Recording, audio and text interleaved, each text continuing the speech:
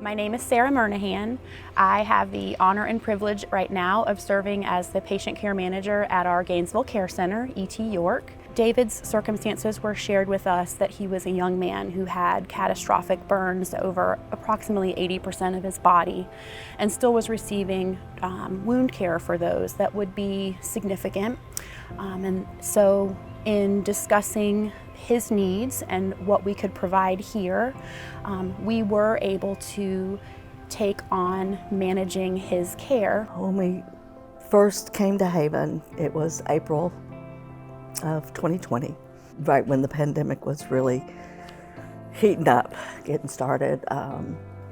So there was a lot of concern, trying to find him a place that I could stay with him, because he was 100% dependent on being cared for. So he was not trusting of any place, of anybody.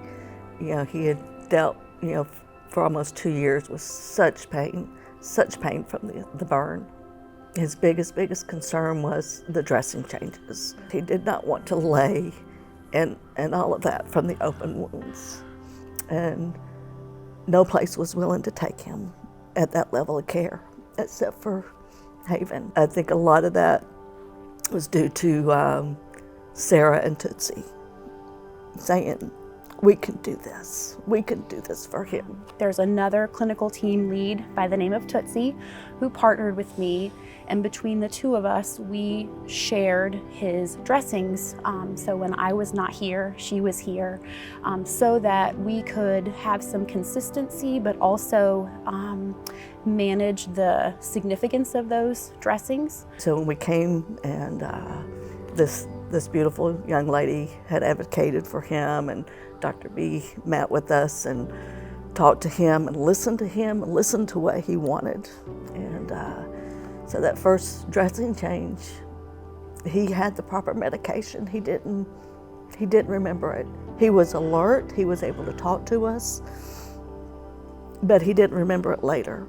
It became a concert time. He loved his country music, so we put on YouTube, and I'd download music from Prime, and everybody would be singing with him. He'd start singing, and everybody would start singing with him. We called it Haven Karaoke sometimes, because the other thing that was a good distraction for him during wound care was for us to play music and sing along.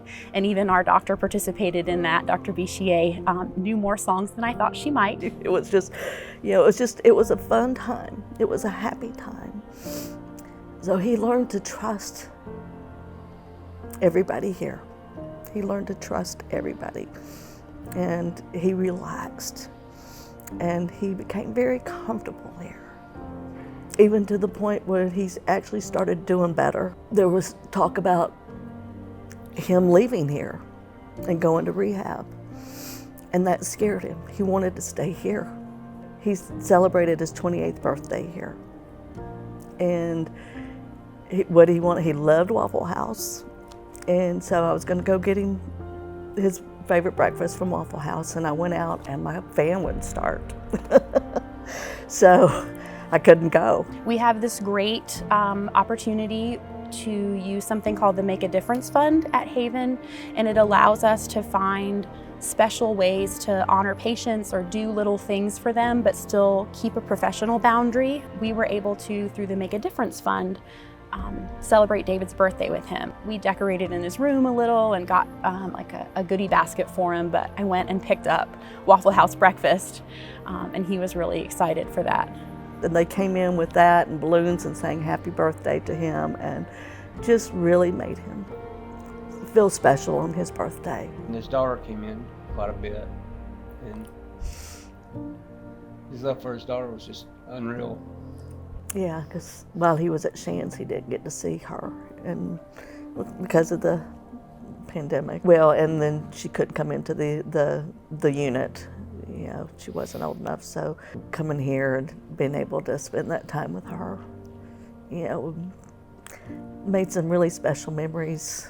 I'm Carolyn Warzuch. I was one of the RNs assigned to assist with David's care here at the Care Center. The once a month that Isabella was able to be here with us we had to include her in it. We had to make time for the dressing changes to be around so she could have the quality time with her dad.